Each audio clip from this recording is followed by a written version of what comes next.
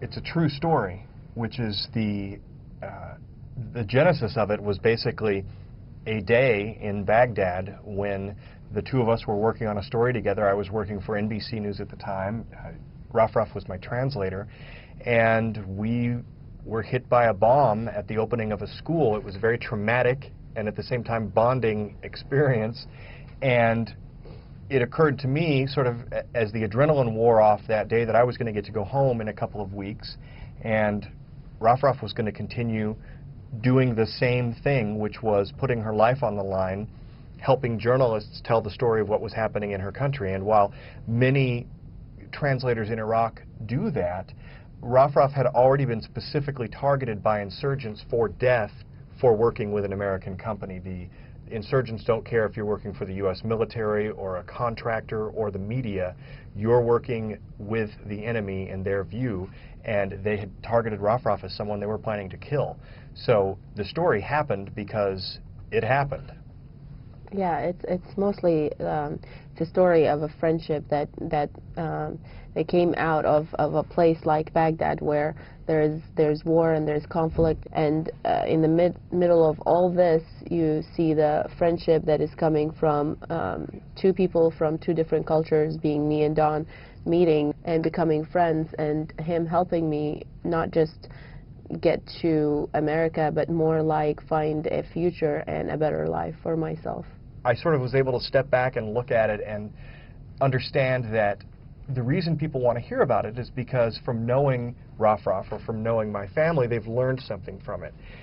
They've learned about how, despite major differences in culture, differences in religion, differences in the way our political structures and our families are put together, that ultimately we're all really just people on the inside, and we can learn from each other. We can sort of embrace each other as human beings in a way that I think people found instructive. So we talked about it and decided that maybe all the people saying we should write a book about it had something. Yeah, it helped a lot that I knew Don for all these years first before we actually got to writing the book.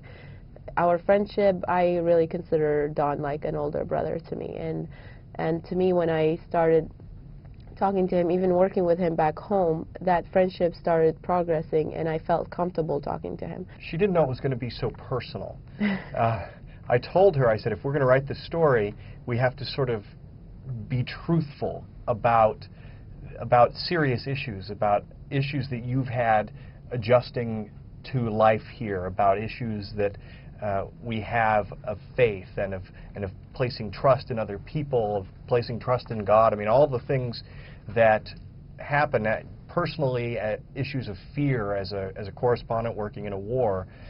It's not comfortable writing about those things, but for the reader to get an idea about what this story is really about, we had to do that. So there were plenty of times when I would sit down and write a chapter and then give it to Rafraf and say, well, what do you think?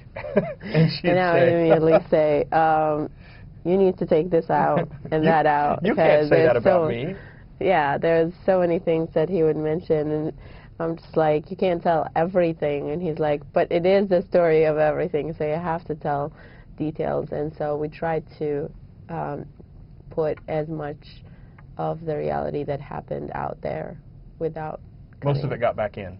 Yeah, so she'd take it out, I'd put it back in. I'd say, people have to know about your first date from this guy on MySpace. They have to know that. It's embarrassing, but it teaches them something about learning about your reaction to the freedom of this culture. Yeah, she's still embarrassed by it. I'm not going to talk about that experience. You guys can read it in the book.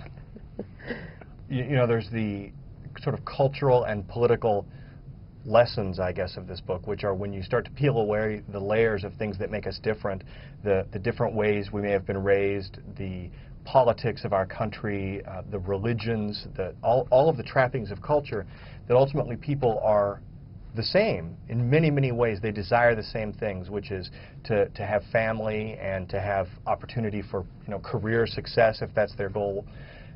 We really found it interesting how much Rafraf has desired freedom that she didn't have in Iraq that's available to her in the U.S. It doesn't matter that whether I come from a culture or a country that you're in a war with or not, as long as people we can work together and we can get along and we can just live our lives and look for our futures. We're helping each other, and that's what he did for me, and his family are doing for me. They gave me something that I did not have.